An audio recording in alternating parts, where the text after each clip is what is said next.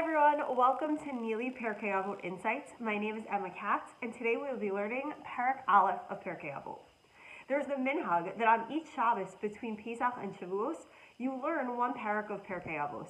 And this year, Neely is going to be sending out weekly videos to help you to learn and connect to that week's Perek. So let's jump right into Perek Alef. In the first Mishnah of Perek Alef, it states, Moshe kibel Torah miSinai, Umasura liYehoshua, v'Yehoshua leZakinim, uZakinim leNeviim, v'Neviim masruha la'anshi Knesset Hagadola. Him amru shlosha devarim heve metunim badin, v'ha'amidu talmidim harbe v'asu siag laTorah.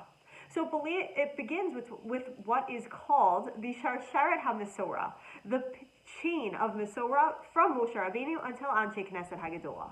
And then this Mishnah is structured as the rest of the Perek will be structured as well, which is, it will introduce us to the next link in that chain of Mesorah, and it will introduce us to an idea that they contributed, or something that they added on to the Mesorah. So here it is a longer piece that is telling us the Sharsharet HaMesorah, that it is Moshe to Yehoshua, to the Zakinim, to the Neviim, to the Anshe Knesset Hagadola. And the first question that I want to ask before we delve into a few Mishnayot in the Perek is, why start with this Sharsharet HaMesorah? Why is it so important to know this chain that brought us the Torah? Why is that so important when we are starting off Pirkei Avot?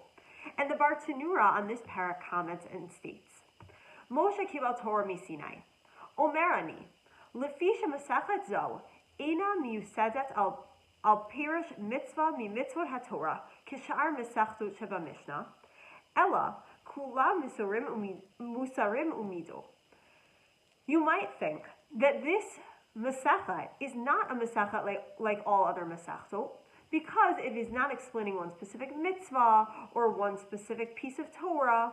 Rather, it is all explaining different pieces of Musar and different mido, different character traits. The Chachmei Umot Ha'olam gam kein chibru sfarim kemoshe badu milibam midarchei hamusar ketzad yitnaheg ha'adam im chaviro. And you might think that this is like all other books of ethics and morals that are meant to indicate to us how we should act between one another. And you might think that this is like one of those books that all of the Umot Ha'olam have created. Lefichach, therefore, Hitzchil Hatana b'Mesachet Zo Moshe kibel Torah miSinai. We begin Pirkei Avot specifically with Moshe kibel Torah miSinai, lomar lecha, to tell you shehamido v'hamusarim shebazo hamasechta zo badu ota chachmei haMishnah milibam. Ella af elu namru b'Sinai. You might think that the contents of this Masachet were like those thoughts of different people of how we should act with one another. But rather we start off with the Sharsharet HaMesorah to tell us that this too is Torah, that Musar and Mido and the way that we should act between one another is also Torah. And therefore it is given over to us specifically in this way, started off and framed with the Sharsharet HaMesorah. So now I'd like to look at two different Mishnayot within this Perek that I think can help us learn about this Perek and also learn lessons for our lives. So the first Mishnah that I want to look at is Mishnah Gimel, Mishnah 3. Antigonus ish socho kibel mishimon hatzadik. As I said before, this Sharsharet HaMesorah, this chain of the Mesorah, continues on throughout the Perek, that each Mishnah begins with the next link in the chain, and then we learn what they added and contributed.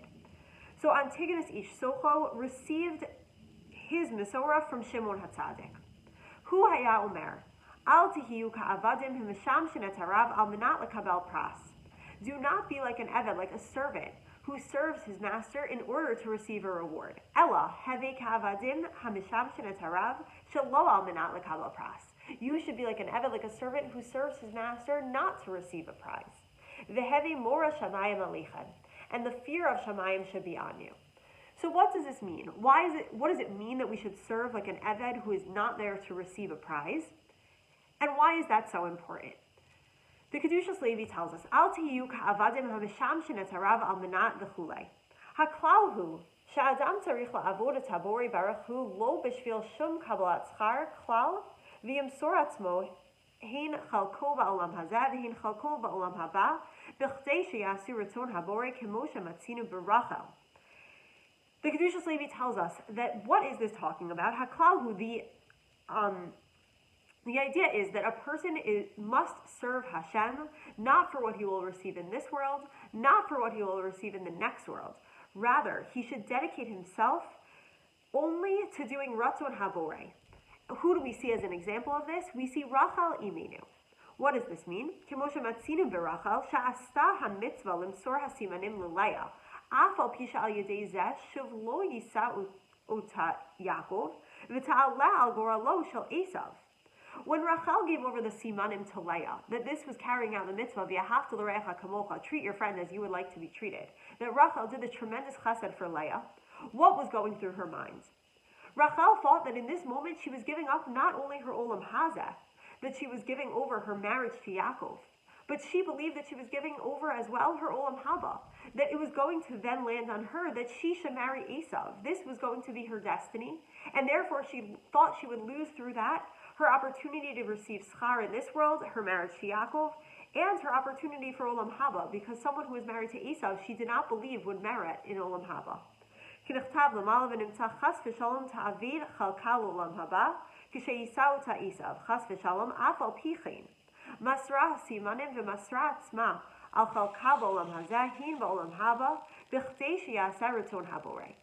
However, Rachel truly believed that this was Ratzon Haborei, that she should do this chesed for her sister Leah, and therefore she was willing to give up not only her chelek in Olam Hazeh, but also her chelek in Olam Haba. How does this apply to our Mishnah? The Kedushas Levi tells us that one may think that we shouldn't serve Hashem al minat lekabel pras would mean in Olam Hazeh, that we want rewards in this world. But surely it would be okay to serve Hashem in a way that we think would merit us the greatest schar in Olam Haba. Isn't that what Hashem ultimately wants from us, is to earn our place in Olam Haba? But we learn from Rachel, says the Kedushas Levi, that to truly serve Hashem, lo al minat lekabel pras, not for the sake of receiving a prize, is to not think about our Olam Hazeh, is to not think about our Olam Haba.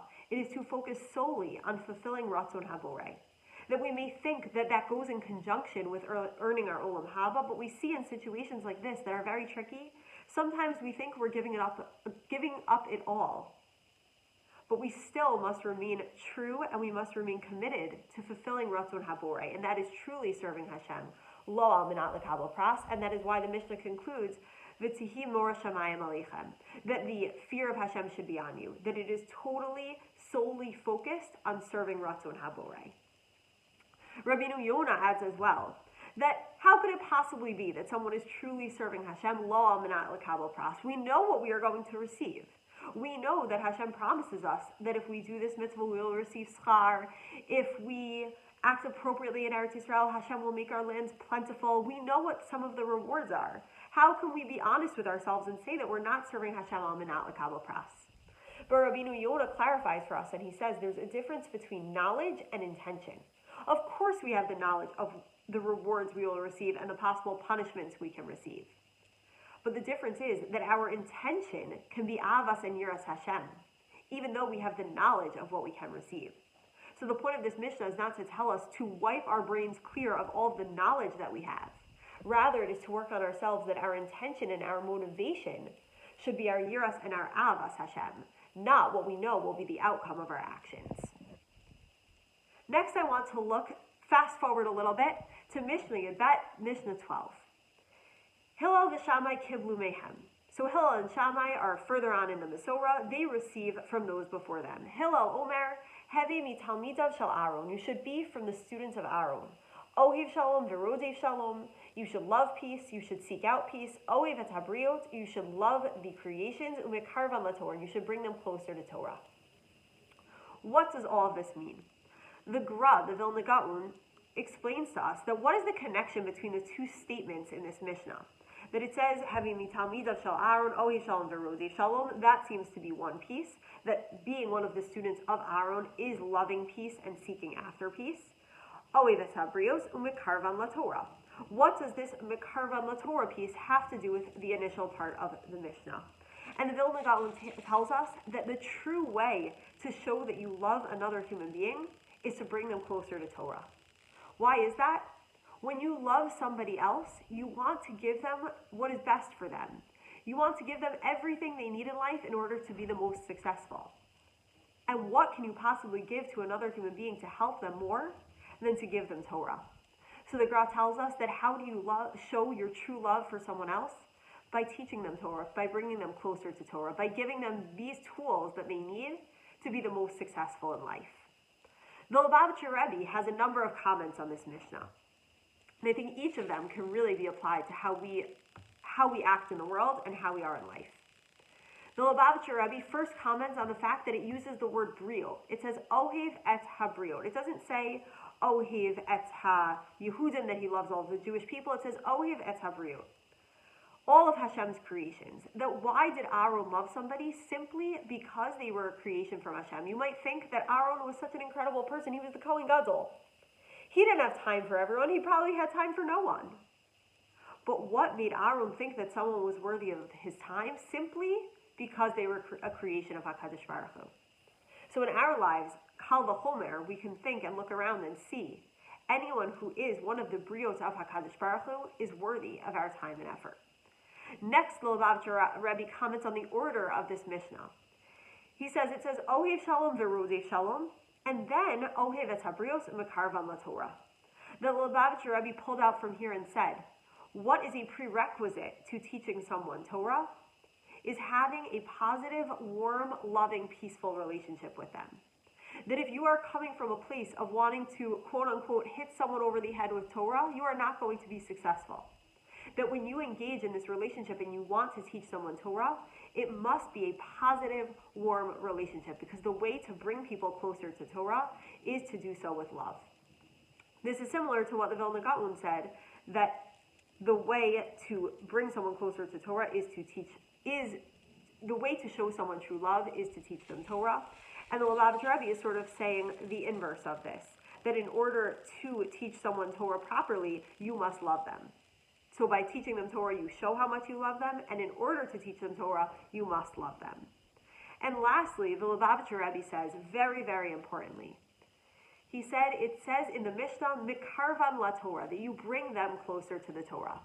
That everything we've said on this Mishnah so far seems so warm and loving, and it may seem like, okay, if a piece of Torah is not agreeable with someone, maybe we can be flexible, maybe we can compromise a little bit, because it's all about this warm, loving relationship with Torah.